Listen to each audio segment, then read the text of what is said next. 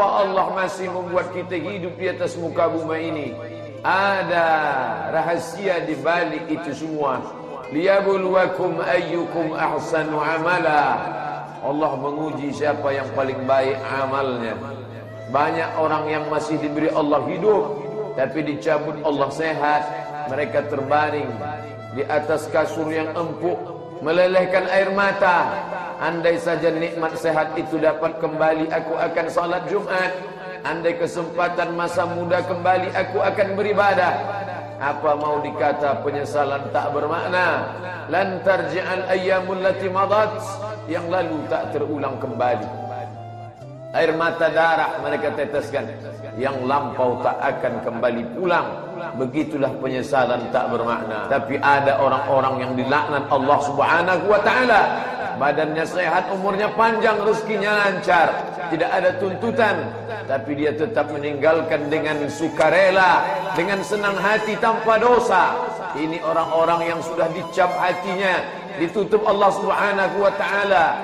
Man taraka salatal jumu'ah, siapa yang meninggalkan salat Jumat salasa maratin tahawunan, tanpa ada uzur syar'i, tanpa ada yang dibenarkan oleh ajaran Islam, murni karena sifat menurutkan hawa nafsu dan kelalaiannya kepada Allah, taba'allahu ala qalbi, maka Allah mengunci hati mereka.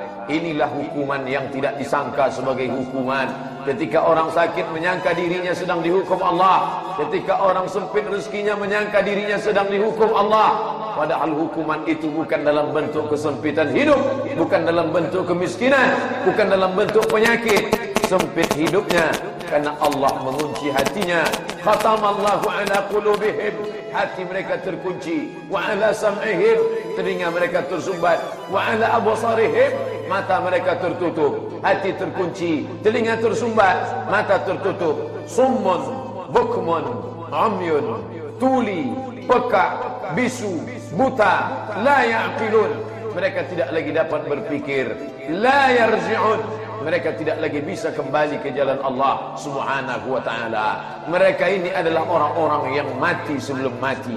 Mereka ini adalah orang-orang yang tidur dalam keadaan lelap dan panjang. Mereka inilah yang disindir oleh Sayyidina Ali karramallahu wajhah.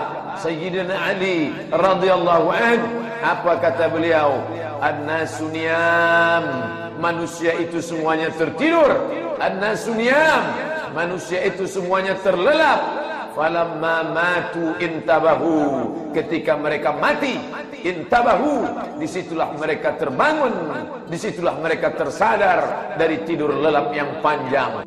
Itulah yang dikatakan Allah Subhanahu wa taala, wa idzal quburu bu'tsirat, ketika semua yang dikubur bangkit. Wa idzal quburu bu'tsirat, ketika semua yang dikubur ditiupkan sangkakala, mereka bangkit lagi menghadap Allah. Pada saat itu mereka pun tahu, alimat nafsum ma qaddamat wa akharat. Disitulah baru mereka semua sadar apa yang sudah diperbuat, apa yang sudah dilakukan, apa yang sudah dilaksanakan.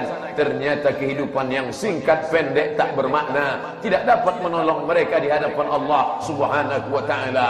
Ketika azab itu sudah sampai kepada mereka, mata mereka melihat bagaimana sakitnya azab. Telinga mereka mendengar pekikan teriakan sakitnya azab. Mereka pun berkata, Rabbana, Rabbana, ya Rabb kami, absarna, mata kami sudah melihat sakitnya azab. Wa sami'na, telinga kami sudah mendengar pekikan teriakan sakitnya azab. Farji'na, kembalikan lagi kami ke dunia. Na'mal salihan, kami ingin beramal saleh. Balikkan lagi kami ya Allah. Kalau kau kembalikan kami ke dunia, berapa lama engkau ingin kembali ke dunia? Laula akhartani ila ajalin qarib, beri aku batas waktu qarib, bukan ba'id. Dia minta qarib, sedikit saja. Andai boleh sehari saja, jika tidak dapat sehari, setengah hari saja. Andai tidak dapat setengah hari, sesaat saja. Andai tidak dapat sesaat, satu kali sujud pun jadilah. Laula akhartani ila ajalin qarib, beri aku waktu yang singkat pendek.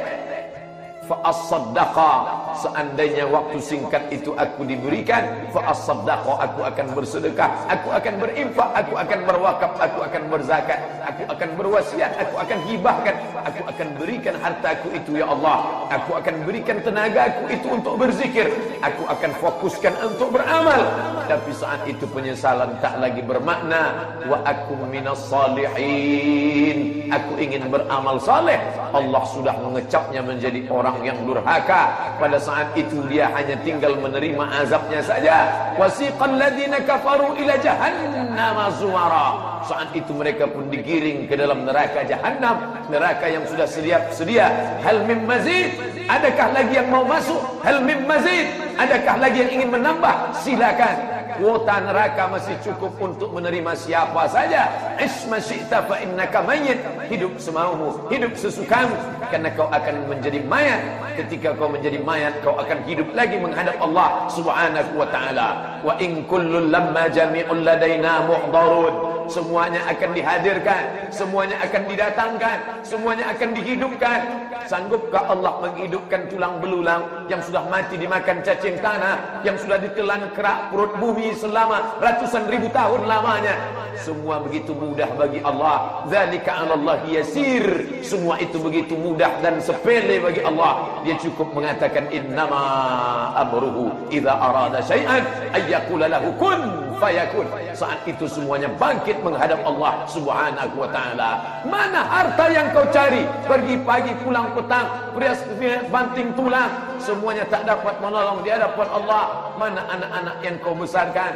Berapa kali kau tinggalkan salat karena anakmu? Berapa kali kau tak puasa karena istrimu? Berapa kali kau tinggalkan yang baik karena usahamu? Berapa kali amal soleh kau tinggalkan hanya karena mimpi panjang, hanya karena igawan-igawan yang akan berakhir dengan kematian? Ketika Israel mencabut nyawamu, disitulah engkau baru sadar, sebagaimana sadarnya Fir'aun ditelan Laut Merah. Falamma adrakahul gharaqu, ketika air Laut Merah yang asin, pekat, pahit itu masuk ke dalam tenggorokannya, masuk ke dalam paru-parunya, saat itu dia tersedak dan mati. Saat itulah baru dia tersadar, ternyata aku hanyalah seorang raja dalam mimpi yang panjang, aku orang kaya dalam mimpi yang panjang. Hari ini aku terjaga di hadapan Allah. Apa amal yang aku bawa? La yanfa'u malun, hari itu harta tak berguna. Wala banun, hari itu anak tak berguna.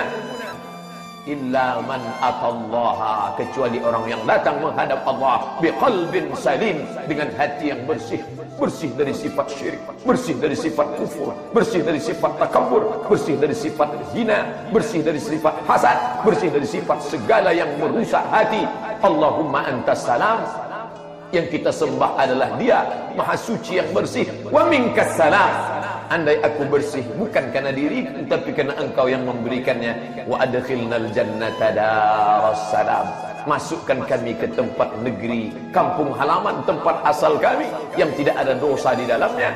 Daras salam, rumah kedamaian, ketenangan, tidak ada dusta, tidak ada hiruk pikuk, tidak ada kepalsuan, tidak ada pencitraan, tidak ada kebohongan di dalamnya. Wa adkhilnal jannata daras salam tabarakta ya dzal jalali wal ikram. Maka pada saat itu ucapan yang mereka terima, yang selalu kita ulang berkali-kali, kita mengulang kalimat itu saking rindunya, saking inginnya, betapa telinga ingin mendengarnya.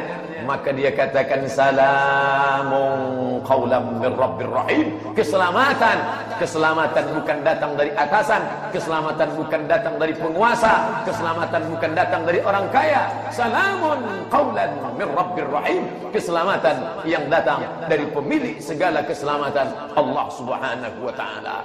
Maka kalau kita masih hidup ini sudah sadar, bersyukurlah. Kalau masih muda sudah sadar, istiqamahlah. Kalau sudah tua masih juga belum sadar, maka tak khawatir itu salah satu azab, bukan dalam bentuk api neraka, bukan dalam bentuk kemiskinan, bukan dalam bentuk kesusahan, tapi azab dalam bentuk terkuncinya hati, tak bisa menerima kebenaran.